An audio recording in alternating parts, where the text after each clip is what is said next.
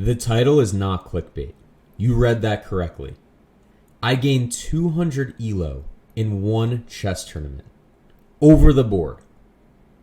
In this video, I'm going to talk about the 3 games that I played where my opponents were on average 200 ELO higher rated than me.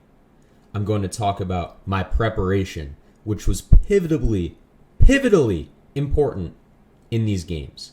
I'm also going to talk about critical moments, key moments in each game that allowed me to get an advantage and eventually win. You are going to then take this and perhaps apply it to your game. If you enjoy this video, if you found it helpful, please give it a like and comment below. Also, if you want more videos like this in the future, please subscribe. It does a lot to support the channel. Let's get into the games. We'll kick things off with the first game. I was paired on board 2 with the second highest rated player in the tournament. As you can see, my opponent was 350 ELO higher rated than me. Luckily, I had played this opponent before with both white and with black, so I had a little bit of understanding as to what they might play. Even luckier, I had played against this opponent with white just a week and a half before, and I thought I might get the same opening, which is what ended up happening. Let's take a look at the game. So we start off, obviously, with d4, one of my go-tos. My opponent responds with knight f6. Knight f6 can lead to a couple different openings. It's actually one of the more flexible responses for black. With knight f6, if I continue with c4, you could get the Nimzo-Indian, perhaps. You also can get a Benoni. You also can get some of the King's Indian positions. That's what we got in this game. This is exactly what I prepared for. We continue with normal development. Actually, chess.com is calling this the standard development position, so I guess that's what it is. I develop my pieces. In the King's Indian, my opponent plays the King's Indian. I like to put the bishops on the e-file. They protect a lot of the squares, and they prevent a lot of the early knight jumps, a lot of the bishop development. And when black plays these early modern types of defenses where they castle quickly, they fiend shadow their bishop, and they don't attempt to control a lot of the center, developing the pieces and taking a grip on the center is something that I want to do with white. As we continue along, again, this is exactly the opening that my opponent played against me about a week and a half ago. So I had looked at this, and I'll fast forward a bit to where I deviated from the last game. Now, in the last game, when my opponent played knight c5, I responded with queen d2. The idea behind queen d2 is, of course, that you guard this pawn. This pawn is attacked twice by both knights, and before I play queen c7, or queen c2, it is only defended by my knight. So, by playing queen c2, I defend the pawn again. The problem with queen c2 is that my queen is a little bit suboptimally placed, and actually I want another one of my pieces defending the pawn instead. You don't want your most valuable piece just defending a pawn. And later on, if this knight moves and my opponent plays f5, which is a very common idea in King's Indian positions, there is a possibility that my queen can get attacked by this bishop coming also to f5. What I had looked at in preparation for this game was what happens, what's the continuation after I play knight d2? Well, what the computer recommends as the best move is either h3 or immediately g4, with the idea that you want to push these pawns up the king side and take advantage of white's potentially suboptimal pawn structure. So that's exactly what I ventured to do. Now black's response here is actually very well played, and my opponent, I will say, has a strength in the opening. My opponent blitzed these moves out. These were game in 45, and my opponent was playing all these moves almost instantly. As was I, because I had prepared this line. So we keep progressing throughout the game. This is all, again, moves that I had looked at. Now I do actually want to get my queen out of the way with the idea castle, and eventually put another rook on this open file. while my rook on the H file supports the pawn push. So that's what I did. He pushes. Now again, in these positions, my dark square bishop is not doing a whole lot. His knight is doing a whole lot. So this is one of those, not rare, but one of those occasions where you actually do want to trade off a bishop for the knight. This is the best move in the position. Also weakens the pawn structure. I castle, continuing with my plan. And here my opponent is still blitzing moves out. I was a little bit actually surprised that he knew this much of this line because, we're already pretty deep into the game, but, 16 moves in, but he had prepared well. Again, I move my rook onto the G file as prepared, and he plays King H8. Now this is where I started to lose a little bit of the thread of what am I actually supposed to do. I knew that I can push this pawn. I also potentially get this pawn out of the way of dark squared attacks, but I don't really know exactly how to follow up actually at this point. So I move my king out of the way. Again, this is an idea that I had looked at with the computer. If this pawn moves and attacks my knight, or my bishop, the bishop is attacking the knight. So by moving the king out of the way, I step out of any potential pins, and I'm actually able to capture this pawn with two defenders, with black just having one attacker. So again, not really sure what moves to make, and I actually make my first, maybe inaccuracy of the game. A4, the idea with A4 is that I potentially want to stop any of the kingside, queenside pawn pushes, and I want to allow my pieces that are locking and gripping that square right now potentially to move to the other side of the board and into the attack. But unfortunately, it's a little bit too slow, and instead I should be looking to potentially progress, trade off some pieces, and attack the king. The computer's top recommendation is potentially to play here bishop g4 with the idea that we want to trade off the light square bishops. But I didn't do that, and this gives my opponent the chance to potentially look to trade rooks. Again, in this position, not really sure entirely what I'm supposed to be doing here. The computer is recommending that I actually don't trade rooks, but I thought, why would I possibly move my rook off this file after I already got it? So instead, I am supporting the rook, and I'm keeping the possibility open that I'm going to be able to develop this bishop to g4. Make a couple of moves here, and actually when my opponent played queen h4, I thought, oh no, I made a mistake. Oh, this is a mistake. The problem with queen h4 is that I don't have many options for good moves. One move I did consider was looking to trade off the bishops. Trading off the bishops is actually the best move in the position. Obviously, if black takes, then I'm able to tempo the queen, but I wasn't sure about what happens with queen takes f2. And actually, this is better for black. So the better option here is to capture back with the queen and allow black to capture this pawn. You might be saying, hey, wait a second, knight is under attack. Well, the idea is that you slide the rook up to the second rank and you defend everything. And so if the queen ever checks, you just go king a2 and you're safe. And this is an idea, I'll be honest, I maybe had some inclination of over the board, but I didn't want to spend too much time trying to figure out, is this good or not? And so I just didn't play it. There are some worries here, potentially with this pawn pushing later in the game's f3, and all of a sudden, this is attacked twice, and this other pawn is under attack, and this pawn is potentially weak. So I didn't go into this, but of course the computer is able to see that this is perfectly fine for white. So we continue through the game. I am wasting what seems to be a considerable amount of time here, but luckily I'm not making any blunders. So even though I'm sort of giving up some of the advantage as white, I'm not losing. We continue making moves. I want to get my pieces active, and I also want to do this in a way that isn't sacrificing any of my defense. Moving this knight away is a little bit scary because in its position back here, it is actually defending both potential weaknesses, which are these pawns. And I need to find some way to get my pieces into the game without blundering a pawn. So we continue through the game. Actually playing bishop d1 here obviously is a bit of a blunder because theoretically black can just capture here on c4. But I thought if he captures here on c4, there's potentially queen f1. Or there's this knight hopping into b5, and if bishop takes, pawn takes, then there's some potential weaknesses on the queen side.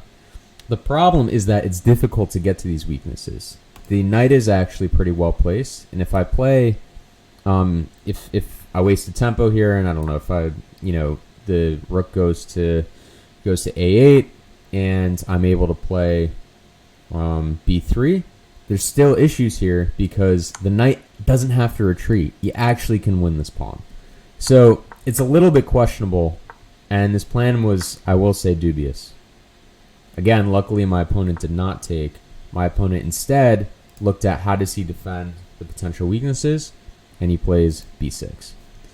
I play queen f1, protecting the pawn, and also looking to potentially later on get my queen into some active squares. My opponent goes to g7 with the queen, and we trade some pieces off here. I'll fast forward a bit. This is a maneuvering type of position. I'm trying to get my pieces active, as I said earlier. So we actually repeat a bit of the position, and eventually my opponent plays this move, bishop g4. Bishop g4 is a bit scary because he's looking to attack, again, my weaknesses, and also looking to get two attackers on this pawn. If he has another move right now and the queen's able to go to f7, it's potentially dangerous. So I get my king into the game, looking to develop pieces, and king continues to march to the center, and here we have it. Queen, bishop, both attacking the same pawn. Luckily, I have this move here to win a tempo on the queen, which is knight g5. Knight g5 hits the queen. My opponent has an intermediate move, so he's able to take the bishop with check, but luckily for me, this is an inaccuracy. The queen slides over to d7. I'm able to get my knight onto this amazing knight outpost, which is a square that a knight is on, or you can have another piece on an outpost as well, but most often with a knight, where there's no pawns that are able to dislodge it, and protected by my own pawn. So this is where knights are happy, and this is where I wanted to hang out with the knight. So I'm happy, I'm feeling positive that I was able to get this outpost. Now, time to get this other knight into the game. Interesting little maneuver here, to look to get the knights to work well together. And I don't have a bishop, I don't have any long-range pieces, so I need my knights to be working together. My opponent plays knight b7, looking potentially to trade off the knight. However, this is a big blunder and loses a bunch of time. I continue with my plan. My opponent, I think, is a bit shuffling around, thinking about what does he do, how does he prevent this attack. Slowly but surely getting my pieces into the game. Again, protecting my knights. Here, my time, by the way, is super low. So my moves here are not the most accurate, but I have less than a minute, and my opponent has about 20 minutes. So my opponent has been playing very quickly, and I am now very, very low on time. Again, just making moves. I need to make moves that I know are not bad. Again, are they the best? Probably not, but I'm looking to make moves that allow me to stay in the game. So here's when I saw the opportunity for potential tactics. As an example, if I take queen takes, fork. This is like the best thing I could hope for in a position like this. However, as you see in the game, my opponent doesn't need to take that knight. He can take the other knight with the bishop, and now there's no fork. Or at least not in the same way. There is actually a tactic here which I did not see in the game because, of course, I had zero time, which is I can take. If the queen takes back, then still fork, and I still win the queen. If I had seen this in the game, obviously I would have gone for it, but again, I'm blitzing out moves at this point with about 10 seconds left on the clock. So I went for the safe route, getting my knight back on this outpost, and now I have an opportunity actually to potentially set up some sort of checkmate. As an example, if the queen were to inexplicably move off this file, I have a mate in 3. Obviously, you can't do that because the bishop is hanging. And so my opponent is looking to get some counterplay. My opponent here looks to get some counterplay instead of defending against the threats, which I think is obviously a big mistake. And instead of defending against the threats, he goes and he plays c6. Now, there's a really interesting position here where I'm playing knight f8 with the idea of setting up tactics. One of the ideas here is that, as an example, if the opponent's queen inexplicably comes off of, oops, can't go there, and blunder the bishop. If he inexplicably comes off of the second rank for any reason, I don't know, say to line up the queen with the king, then there's checkmate in one move. Also, if my opponent doesn't move his queen, say, I don't know, if he just takes, then I have this fork. And that's a big problem. That's also winning. And here, my opponent actually did, unfortunately, capture the pawn. I think it was time control issue. Opponent was down on time, just got gripped in a moment where he felt, I have to make a move, I have to go.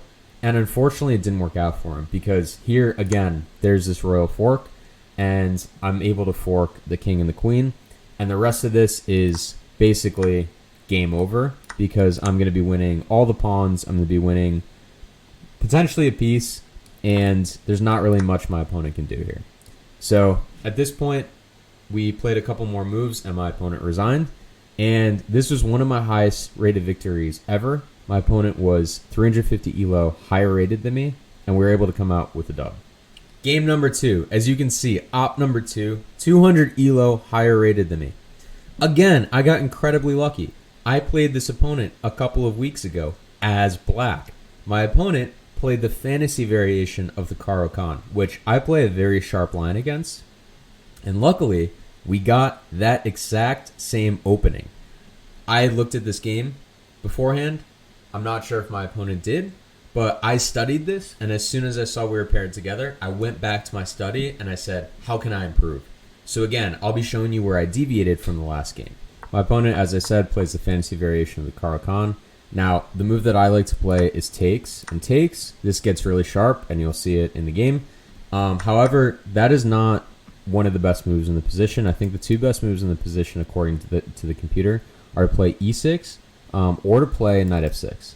I think in some positions there's also queen b6, but who knows? I don't play that, so I don't study that. Okay, so I take and takes, and then very important move. I think one of the only moves here to maintain a good position is to play e5. My opponent develops normally. I play bishop g4, and my opponent here plays the immediate and potentially a bit early bishop to c4, now putting potentially immense pressure on f7. The idea here is, say for example, I play, I don't know, some random move. Say I play, who knows, h6. Problem with h6 is that you actually can take, king takes, knight takes e5, forkaroo, and actually you can take with the queen as well. So if I play e7, you potentially could take with the queen, or you can take with the knight. So this idea is actually very, very common throughout this position, throughout these positions. And so actually what you do here is you play knight d7, and say my opponent goes for the same thing here, take and take. Now there's actually no takes, because if you take, I take back, and I'm actually guarding the bishop. And the other problem here is that if you look to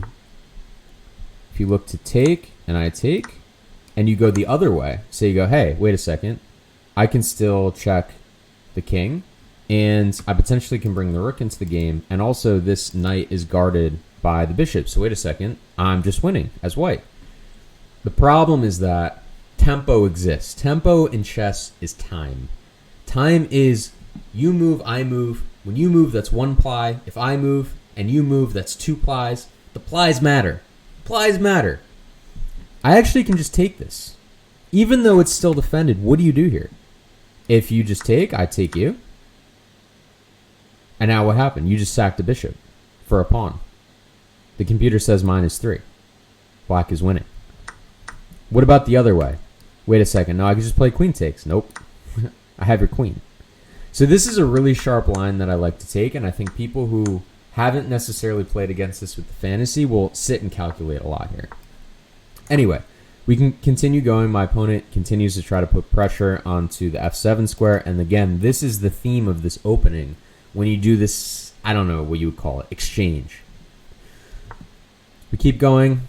I play knight gf6, which again is prep. I've looked at this all, and my opponent plays c3. We keep going. This is where I deviate. In the last game, I didn't play the bishop to d6. I played the bishop to e7. In the last game, I knew it was one of these squares to go to, but I thought, you know what? Avoid the pin, develop the bishop, keep it close, and avoid any tricks with takes and then some sort of fork happening between these two pieces. But computer says, no, don't try to be smart. You're not smart or good at chess. That's what the computer says. Just play what I tell you to play. So I did it. Again, lining up the battery. There is so much pressure on this f7 square. Obviously, also targeting b7. This is a bit of a poison pawn, which we'll look at in a second. But really the only move here is castles for black. We continue in this position. My opponent plays the bishop to g5. You might say, hey, wait a second. If you castle, or if you just take on b7, what happens?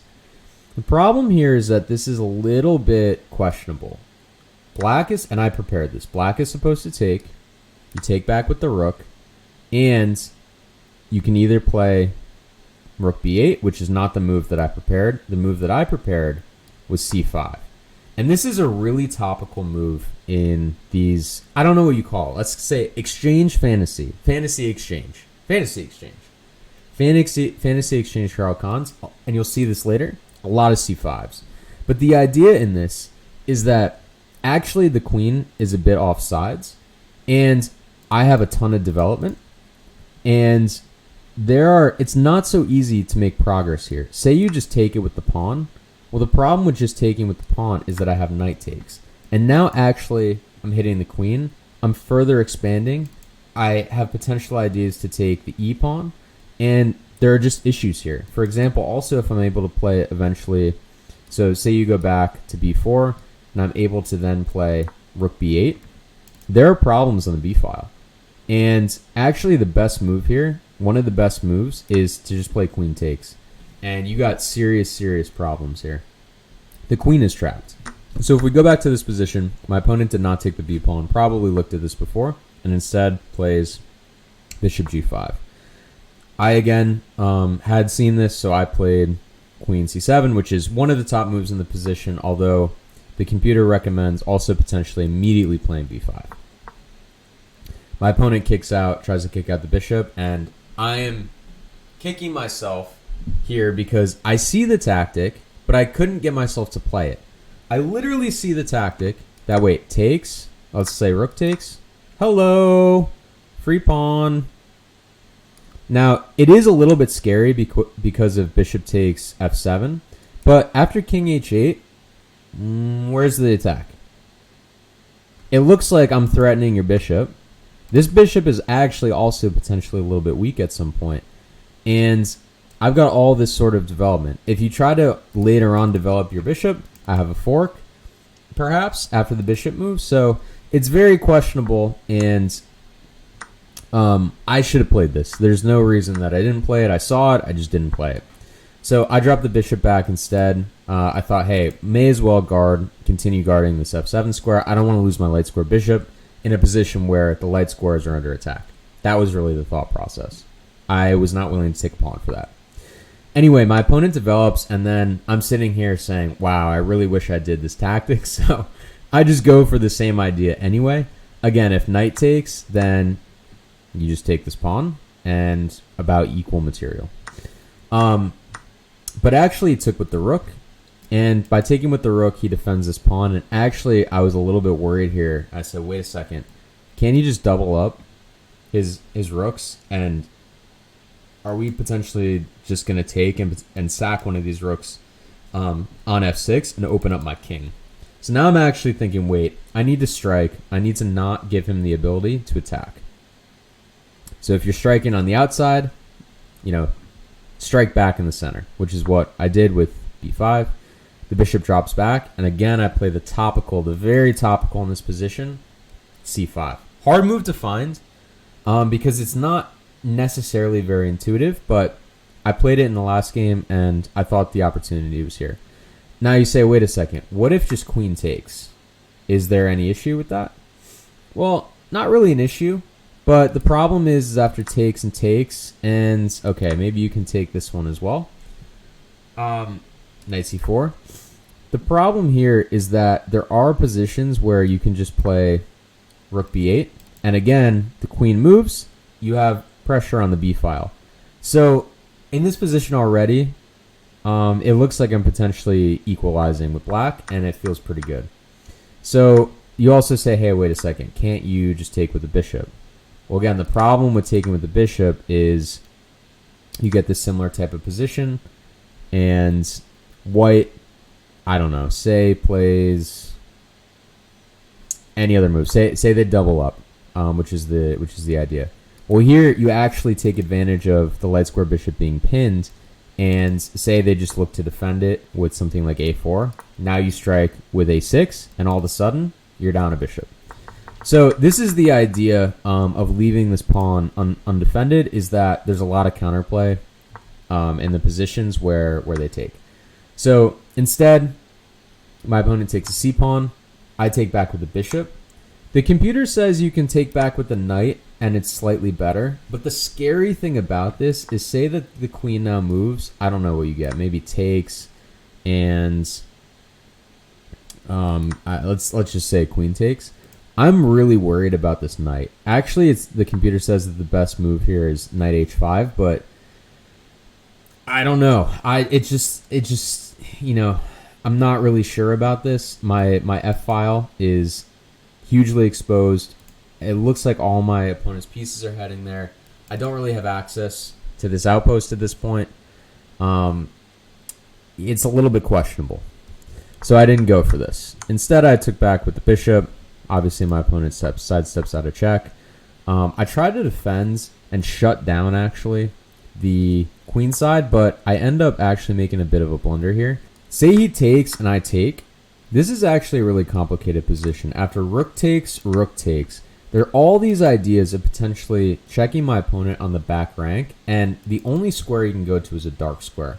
If I can vacate my bishop from here, I have opportunity to give some really, really ominous, scary-looking checks on the back rank with my queen. So I was actually not entirely worried about a position like this, but my opponent didn't go for it. And after the game, he said he was worried about the pressure on the back rank if he took. So instead, he just plays a5. I drop the queen back to c7. We progress. My opponent actually here tries to reroute his queen. I also do the same thing. I reroute my pieces. I draw my bishop back to e7 with the idea that I want another defender to the knight on f6. And my opponent, you can see where he's headed. He's headed somewhere over here onto the king side to add the queen into the attack. I develop my knight. That's the whole reason I put the bishop back here.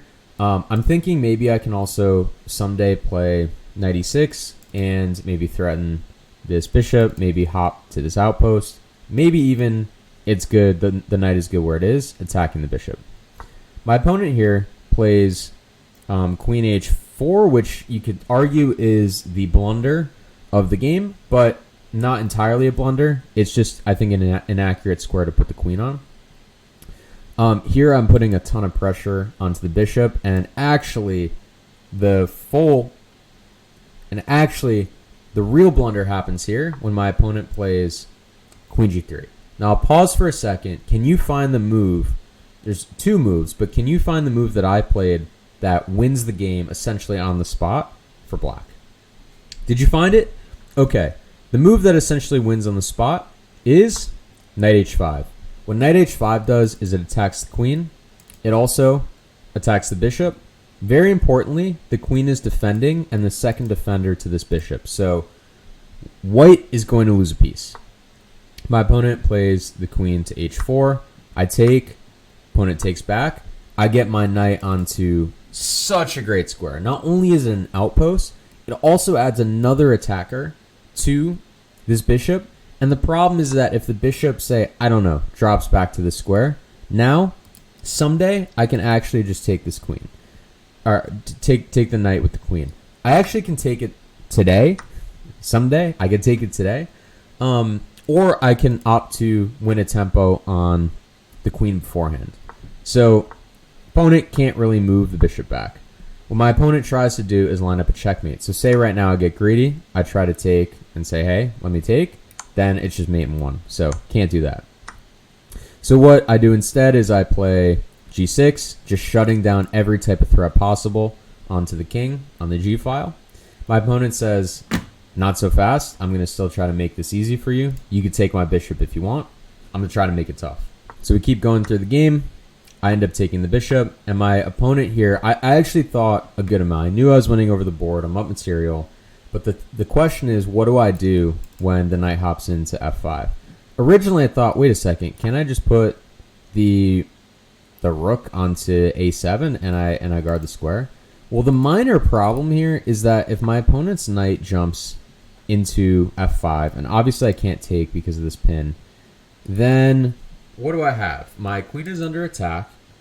So how about just, I don't know, here as an example? Well, the problem with going here, what I thought was that, after, say, a nothing move, say here, if I want to slide the king out of the way, the problem is that my rook is now undefended. So I can't actually untangle this position and really ever kick this knight out. So I don't want that. I don't want to undefend my one potential weakness in this position. So what I tried to do here was protect g7 and also avoid any sort of tempos on my queen and also not unprotect my rook on f8. And so to do all these three things at one time, I played queen d7. And queen d7 works because at this point when he puts the knight onto perceived good square, I can just move my king to h8, and actually now I'm threatening to take. So no sorts of problems here, and this essentially is GG. I'll show you the next couple of moves. We traded queens. My opponent went back, repeated. I was able to take a pawn. We traded down, and really at this point, there's not really much coming back when I have 3 minutes on the clock. My opponent has about 30 seconds, and essentially at this point it's GG, although we did play a couple more moves. And I eventually was able to queen a pawn and checkmate my opponent. That's that game. This game might be the most theoretical opening that I was able to play against my opponents. I found this guy's chess.com profile and used openingtree.com to find out what does he play. And I was able to find like 20 moves into this Semi-Slav line that had a good position for black and got the advantage. And so that's what I ended up playing. I'm going to skip through a lot of these moves because these are literally all computer moves. I am blitzing this out. My opponent is also moving pretty quickly. But I think this really topical and important move here is queen e7. Queen e7 is not intuitive. In a lot of these Semi-Slav lines, what you want to do is you want to put the queen sometimes onto a5. And it's not a mistake. It's just not the best move. But by putting the queen on e7, I'm able to strike back in the center pretty quickly. So my opponent develops, again, this is something that I looked at with the computer, and after the game, my opponent said, hey, I probably should have put the bishop on e2, and he's right, because that's the recommended computer move. We push the e5 pawn. Now, what am I doing? I'm threatening a fork. Also, let's look at what happens in the game when he takes. If takes, knight takes. Now, the knight is threatening this bishop, which, again, you wish was not on the square. Takes, takes, and now he actually deviates from my prep. Not 20 moves in, just 11 moves in, but still pretty good position. And he guards the knight with the rook. Now, I thought for a little bit here, and I said, okay, there's a couple moves I can play. One move, which is the computer move, is to take the c-pawn. But I thought, okay, I'm not really sure what I'm doing here. I'm opening the center. Maybe I'll castle next or something. But it wasn't really clear to me how to proceed. And with my queen in the center, I thought this is a little bit, not scary or anything, but I'm just not sure if it's better. Turns out it is, because, of course, I'm not very good at chess, according to the computer. So the move that I played here actually is d4. And this is also a good move. It's almost the best move. What d4 does is it causes some problems, and it is a more forcing line. Basically, you can't take because the pawn is pinned to the king. If you castle, obviously I just take. And so the knight has to move. When the knight moves, it basically forces this exchange. And very, very importantly, I'm able to take the e-pawn. By taking the e-pawn, I'm disrupting the pawn structure and forcing white to choose, do you want to take with the pawn or do you want to take with the queen? And that's exactly what happened in this game. My opponent thought for a really long time here, like 6 or 7 minutes, and I was surprised. What are you calculating, is what I was thinking. Obviously, you want to take with the queen because you're going to force me to exchange queens. And in this position, even though you have an isolated queen pawn, you're going to be able to do something like castle or something like that. And it's a relatively even position. What I thought was that if you took back with the pawn, now you have that same type of idea.